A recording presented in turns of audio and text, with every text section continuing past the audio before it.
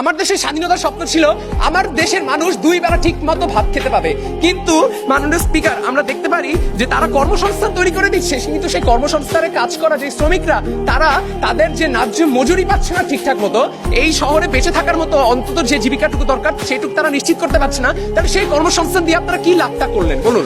আপনারা বঙ্গবন্ধু স্যাটেলাইট উৎক্ষেপণ করছেন, এটা কিন্তু স্বাধীনতার স্বপ্ন ছিল না। স্বাধীনতার স্বপ্ন ছিল আমাদের দেশের মানুষের জনগণের মৌলিক অধিকার।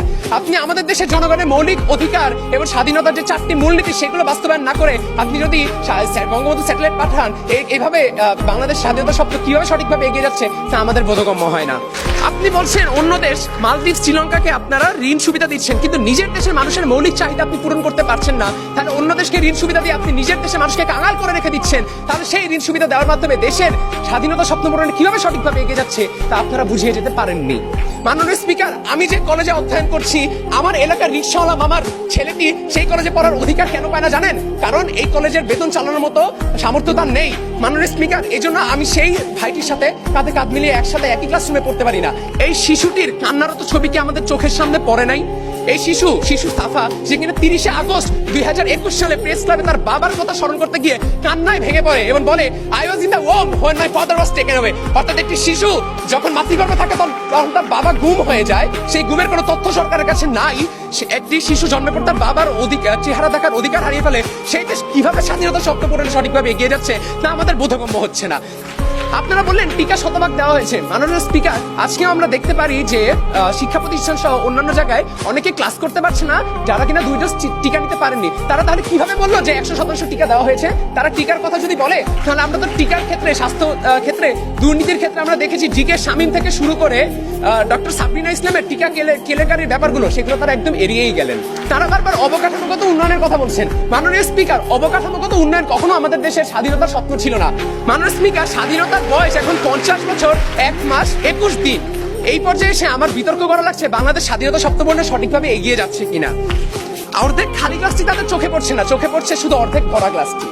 দেশে নিরপেক্ষ নির্বাচনের অভাব, বিদেশে অর্থ পাচার, শিশু নারী ধর্ষণ, পুলিশ ও র্যাবের হেফাজতে থাকা কয়েদির মৃত্যু এবং সাংবাদিকের নির্যাতনের সংবাদ দেখে আপনারা কিভাবে বলছেন দেশ স্বাধীনতা স্বপ্ন পূরণে সঠিকভাবে এগিয়ে যাচ্ছে? দেশের 16 কোটি মানুষ আপনাদের এই মিথ্যাচারের সাথে যদি তাদের বিবেক থাকে তাহলে সহমত পোষণ করতে পারবে না।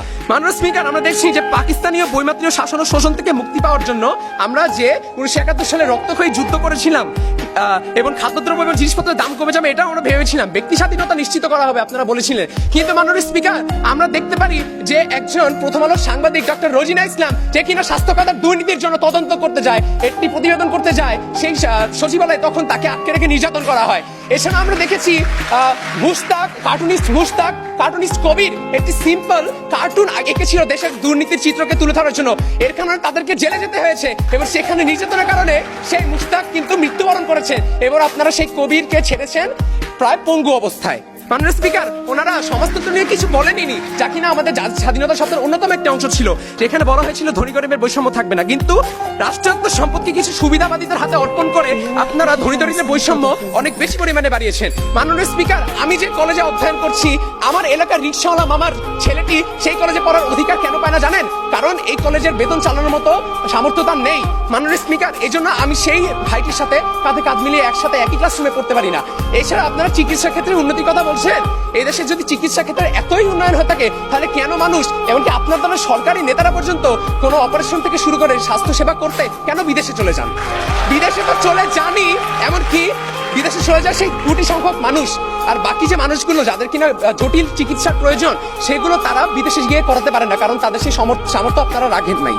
মাননীয় স্পিকার, আমরা দেখি 20 ডাটা ইনসাইটের একটি ডেইলি স্টারের প্রতিবেদন অনুসারে 1992 সালে ধনী দরিদ্রের বৈষম্যের হার ছিল 0.388, যা কিনা 2016 সালে এসে দাঁড়িয়েছে 0.482। আপনারা দেখাচ্ছেন যে দেশের এখন নাকি মাথাপিছু আয় 2227 মার্কিন ডলার, বাংলাদেশি টাকায় যা দাঁড়ায় 1,88,873 টাকা। কিন্তু মাননীয় স্পিকার, আমি একটি দেশের জনগণ হিসেবে আমার তো মাথাপিছু আয় 73 টাকাই দাঁড়ায় না, তাহলে আমার 1,88,080 টাকা গেল কই? জলে ভেসে গেল নাকি?